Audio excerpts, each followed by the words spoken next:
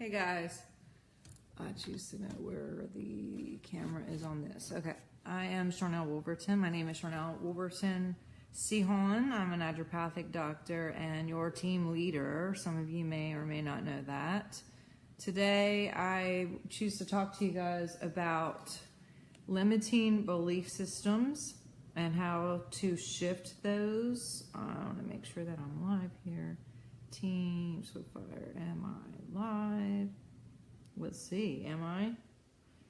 For those of you who are in this team group as well, I just posted some social media tips for you guys, and so I hope that you guys can enjoy those and share them with your team, post them in your groups. Hey Sylvia, am I in the Team Swiftfire group? I choose to know. Can anyone tell me? Let's see, I'm gonna make sure I'm posting in the right place here. Am I live in the Team Swiftfire group? Can someone verify that I'm in the correct group right now? Let's see. Anybody? Hey, Jacina. Can you tell me if I'm in the Team Swiftfire group? All right, let's look. I'm looking on my phone, making sure. Okay, good. All right, so today I want to talk to you guys about shifting negative patterns in your life. I hope that this will be helpful to you. This has been something that has been an ongoing thing for me. And we just got off a team call with all of our golds and above regarding shifting patterns and belief systems. Because if you're seeing anything negative in your environment, and or recognizing any noticeable negative patterns that keep seemingly popping up,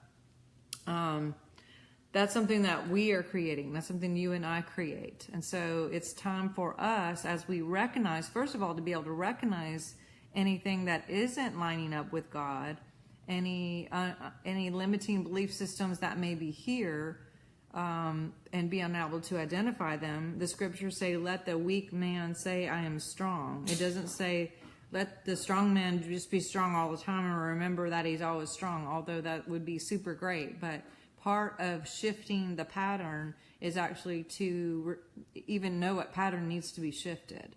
And I think that a lot of times in the past, people, including myself, would see these patterns and not really identify that they're not good for us or even be able to know how to shift them properly. I have been to multiple prayer people, pastors, and lots of different inner healing type, theophostic, whatever situations, looking for ways to shift my patterns. And I have now remembered and found the best way to do that very quickly too, in a miraculous, awesome way. And so over the last 2 or 3 weeks, I have found myself in a new level of remembering and identifying some hidden belief systems that had been creating patterns that I didn't necessarily like. And I was able to speak to the Lord and ask God within me, what are these patterns that keep showing up? And what's the belief system behind that? Because everything that we see in our world is something that we create because of something that we believe and have consented to. If you see it in your outside life and you are seeing patterns, whether it's through different people, different situations, through finances, health, what have you, if you keep seeing those same things reoccur and you're not liking them, then you have to look at yourself and say, what is it that I am believing that keeps creating this? Because again, your energy from your heart is the highest feeling that and produces the most frequency. And as you think and feel, even if it's underneath that you're not even realizing that you have, that vibe and that code goes out, and then you get a match, whether you are cognitive of that or not. So let's take today and recognize. Let's recognize any false unbelief systems that we may have and actually recognize them, reform them, rescript them, change them up, rewrite the script So our new belief system can be here and coming out in us through our world, and we're seeing new patterns. Now, I'm going to be super ridiculously raw, and this is not always super exciting for me to be so transparent. And I'm choosing to do this because I'm choosing to know and see if there's anything that hits a target for you, as far as maybe some hidden things that you have come into agreement with and or consented to, that you may be able to relate to. Yes, cancel ridiculous. It is what it is. And so I first spoke with my team leaders about this and was very transparent. And to my surprise, the very things that I have had come into agreement with and consented to and we're seeing patterns with, I wasn't the only one. I mean, we went one by one just now and talked to the leaders, and it was interesting, to say the least, to see how many people actually felt the same way I did. And I never would have guessed it by looking at these leaders and seeing what they have accomplished in their lives, to know and to see and to hear their voice and to hear their feelings and their emotions behind what they were speaking was surprising to me. And you may be surprised too to hear what I'm about to say. So I'm choosing to do this and be raw because I choose for you all to upgrade with us. And I choose for you all to maybe take some time, especially with Easter. This is Resurrection Sunday tomorrow, y'all. Resurrection Sunday. It's time to resurrect truth and to be light. And, what we spoke about in the class earlier was that sin is anything short of the target. Sin, by definition, is anything less than love. And, we had some basic commandments to follow as we were given instructions from the Lord, these 10 commandments. But in the end, in the New Testament, we're told to love God with all our heart and to love one another. Love is the royal law. And everything should come from love. Everything should be love. Every thought should come from love. Every word should be spoken from a place of love, of already being loved and being love. Being loved and being love. And as we speak those things and be those things, then that frequency is heard and felt and honored and appreciated and accepted. And so I hope this is helping some of you. But again, so raw alert, spoiler alert, this is going to be raw. So I'm going to be honest. The last 3 or 4 weeks, I have really contemplated and I think in the past made some justifications for why I haven't ranked up. Why even some numbers that we have had in the past have continued to stay at a standstill. Why reactivations were falling off. Like we have enrolled quite a few people and have added people to the group, and then we've had people fall off at the end too. And so it's been this, and I choose for us to go forward and to keep going forward and to maintain and stay with all the people that we started with. And I choose for you guys to help in that by looking in your downline and really helping and loving and maintaining your people and making sure that when they're about to go inactive, that we are making sure that they reactivate and stay. And I have, again, looked at some personal issues as well, not just in the business, but with whether it's health or finances or love or relationship or family. Finances, again, I said that twice, rank, business, ministry. I choose for all of us to see truth, to know truth, to experience truth, and to experience all of these things with love and through love. And that love would be the foundation of all those things. So in my conversations to myself, I'm, again, honest. I had posted something maybe 3 weeks ago, and whatever I posted, somebody posted a comment on that was pretty not very supportive and not super nice. my response to a comment that someone had written was, in the past, I may screenshot it and send it to my closest friends, or send it to my husband, or show my husband live and go, oh my gosh, look what this person wrote after my video, or what this person wrote after my post. And if it was negative, especially, would see inner dialogue with myself in this. And that kept happening. And of course, anything that we focus on, you make room for. So if my attention is on the one or two negative comments, and that is something that I show other people and bring other people into that energy, then I'm making it bigger. And that's not a good positive thing to do.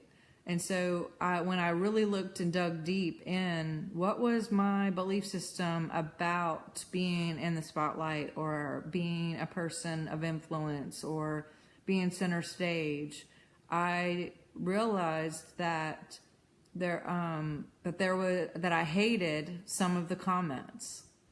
And when I realized real eyes,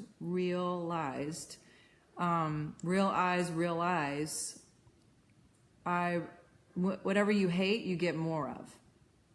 So I was hating ignorant, confusing, disappointing, unloving comments, and not only hated it, but spread it and showed people on my team or my best friends or a family member and made it bigger. Not a good idea.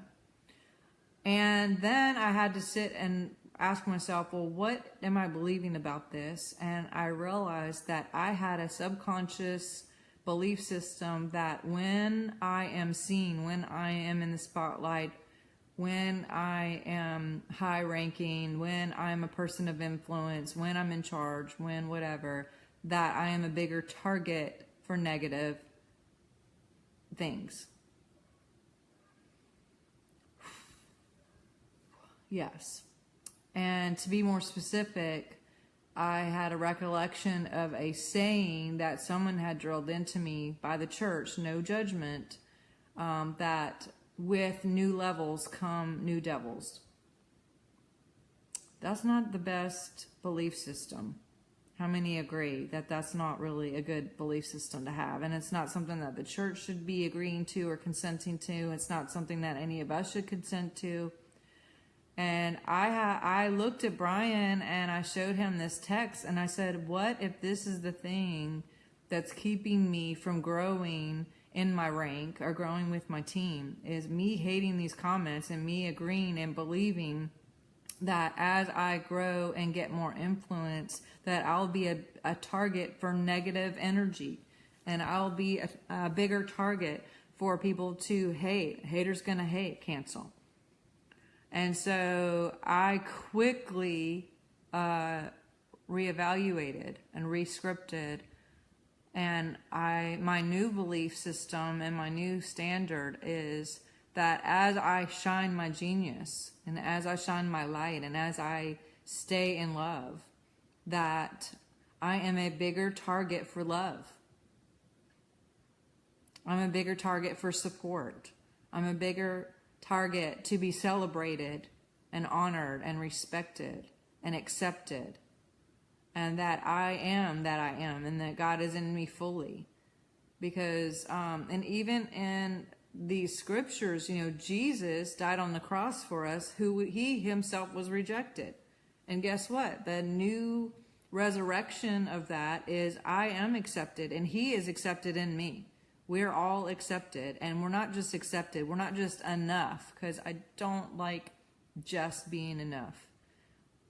My new belief is that I am celebrated, I am honored, I am valued, I am cherished, that what I have to say, what you have to say, is accepted and loved and rejoiced in, that what you have to bring to the table as you shine, you, all the earth and universe had to do so much to get you here, your fingerprints, your perfect DNA, all the choices that were made just for you to be alive and to be here right now in this season and time Why not be truth and love while you're here? Why not expect the best and be the best and transfer the best? So I am highly valued. I am honored everywhere I go. I'm a bigger target for miracles. I'm a bigger target for love, the more influence and genius that I walk. That is my truth. And I'm confident in that truth. My confidence brings me peace.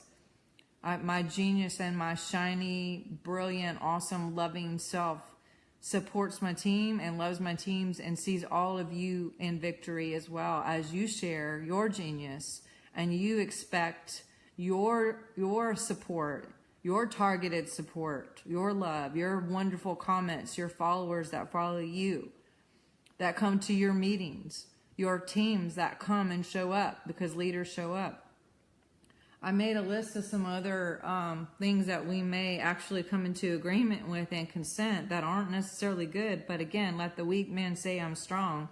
One of the other belief systems that I had come into agreement with, because of some negative past situations in my life, is that when I have money, people steal from me. People take advantage from me. People use me. And that is not a good belief system. Is it true and in the facts happened? Yes, it has in the past happened.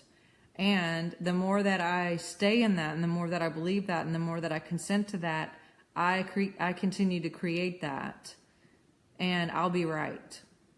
And so my new belief system for right now and beyond is that as I am an influence and as I create more finances through me, and as God is given me my ranks up and given us more finances, that I am celebrated and supported and generous with my giving. That again, I'm honored, I'm valued for when I give, I'm loved for my financial status, and I'm supported in my financial status, that I'm celebrated in my financial status. I had a opportunity to invest in a certain particular real estate situation, and it was more for fun, it seemed, and instead of like something that would seem logical. And I didn't want to tell anybody because I thought that people would think that that's a bad idea, or that I was actually almost embarrassed to have fun or to do something joyful or fun or something that was in my heart. And that's not a good thing to do. It's okay to have money, even though maybe the church in the past in my settings have seen money, the love of money isn't good. But having money is good. To be a place to be able to give freely and to have abundance is awesome. We're supposed to be the head and the tail, the head, not the tail. But I have seen churches and or pastors and ministries in the past where it's almost a badge of honor to not have. And I just don't agree with that anymore. My new truth is that I am a magnet for provision. I'm already provided for, and I have an overflow abundance for whoever God calls me to give to or to direct to or to invest in. And I'm thriving abundance now in all of my activities and all of my thinking and all of my speaking and all of my everything. And I shine in my genius of my thriving finances. And I see all of you shiny in your provision, in your health, in your thriving harmony in your family, whatever it is, you fill in the blank. And I consent to and agree to all of your upgrades and your truth and your honesty of where you are and where you choose to be. Because again, let the weak man say I'm strong. You have to first identify where you may be, quote, stuck and where these unbelief systems can be and what patterns they have created in the past for you to actually change the script up.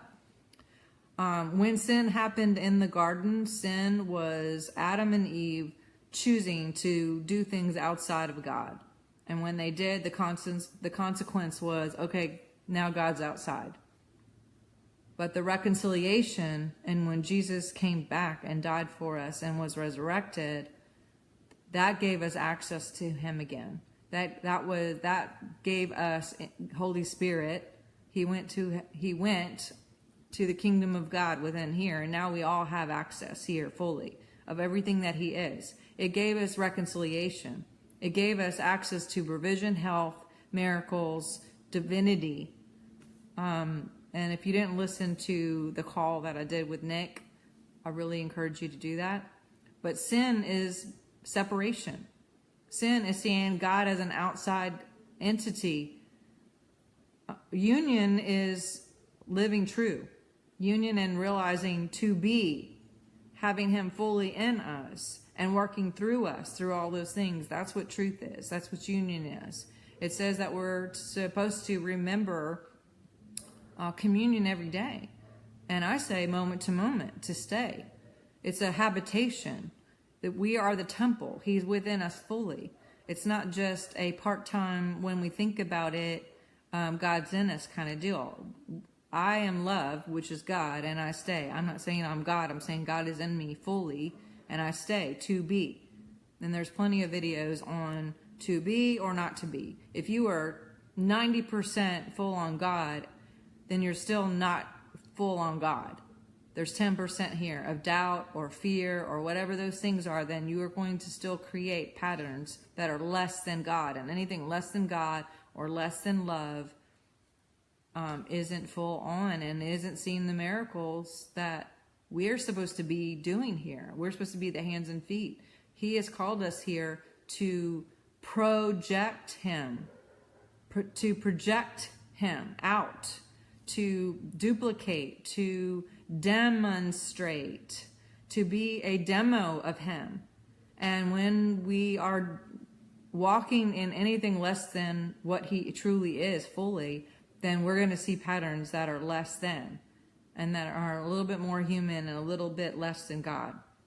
So my recommit to you is that I am accepted for my genius, and I am celebrated in my influence. I am celebrated in my genius and my shiny love. I am celebrated in my provision and my already provided for an abundant place. And I welcome any of you and all of you to reevaluate where your belief systems have been that have produced maybe some outcomes that you haven't chosen, or actually you've chosen them, but now do you choose to recreate something different, something positive, a new pattern? I've heard different statements of, I always get sick around springtime, cancel. Or I can't seem to get better, cancel. Have you given yourself permission to actually be full on health and to remember divine health? That's the question for you. Some other belief systems that you may have come into agreement with, that, and I'm sure there's a million more, but I have these few that I could think of that I wrote down. When I present the information with Young Living, no one will choose it. Maybe you're already agreeing and consenting to that if you do a class, then no one will show up. Or that if you offer someone to get a kit, that they're not going to want to get it. Or that it costs too much. If that's your agreement, then guess what? That's what you get. Again, when I do meetings, no one shows up. Or my leaders don't support me, cancel. When you have that agreement and you're vibing out to the world that you're not fully supported, that you're not fully God supported, guess what? That's exactly what you get. You're going to be right. If you think people will not buy the kit because it's too expensive, then you're right. They won't. If you have the idea that everyone already in the whole world has Young Living, and that there isn't anyone else to join because it's been inundated and there's no one left to talk to about it, guess what? You get that. You'll start attracting a lot of different people who are already in Young Living and won't be interested in joining your team because they're already in a team. So how about that there's like 7 billion people on the planet and there's only 1 million people in Young Living? That means by definition, there's 6 billion people that are still up and ready to join with you, and that you're attracting all of them now, and that they are ready, fully financed, and open to truth, and all in to join with you because you're love and you're shining and you're light. What else are some other things? When I have money, people will take advantage of me, cancel. If I'm seen bigger or if I rank up, then I'm a bigger target, cancel. I never fit in. I've always been somewhere in the middle, cancel. How about I am accepted and celebrated and honored everywhere I go. I'm cherished. God's love flows through me. And there may be a couple people in your life who trigger these conversations more, or these thought forms more than others. What I have done and practiced as of late is when I knew I was going to have to see that person or those people or be in a situation where I was about to do a class or whatever, I would actually picture myself in full love and in full light, and that my light would emanate out. God's light and love through me would just project out, and it would touch whoever that person is and go to their heart, and that light would fill them, and then that light would come back to me, and that there would just be this exchange of light and love already before I even saw the person in real life. I would do this in my mind and just imagine it, whether it was I got to see this person talk to him on the phone, or see this person in real life, or be on stage, or sending out a video. I see myself already sending light out to those people who are going to hear and hear with God's ears, see truth, feel truth, understand truth, be truth, accept me already, honor me already, support me already, post positive, beautiful, loving comments, share, tag, whatever, you fill it in. So this is something that you guys can practice. And again, I'm asking you to dig deep and to look into what areas of your life have you consented to something less than what God would think or feel or talk about or dwell on and have inner dialogue with. We have to pay attention to what's going on inner, because everything that you create within your mind, all that inner dialogue matters on the outside. And I have tons of scriptures that support that. I choose for you to read the book Awaken Sleeper, The Game of Life, and Awaken Imagination by Neville. Read anything Neville, because whatever you imagine, you create, even if it's in your thoughts, and especially in your thoughts. You're going to create it one way or another, so why not let it be positive? Why not we recreate and re-script new belief systems that give us better, more loving patterns back to us? So I hope this helps you guys. I encourage you guys to use different oils like surrender and believe and acceptance in this period of time. White Angelica is a really good one.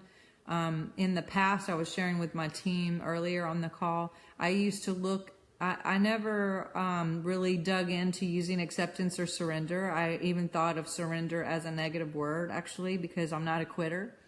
Cancel. But when I see surrender now, and I've been using the oils acceptance and surrender, what I'm consenting to, what I'm surrendering to, what I'm accepting is God and me fully.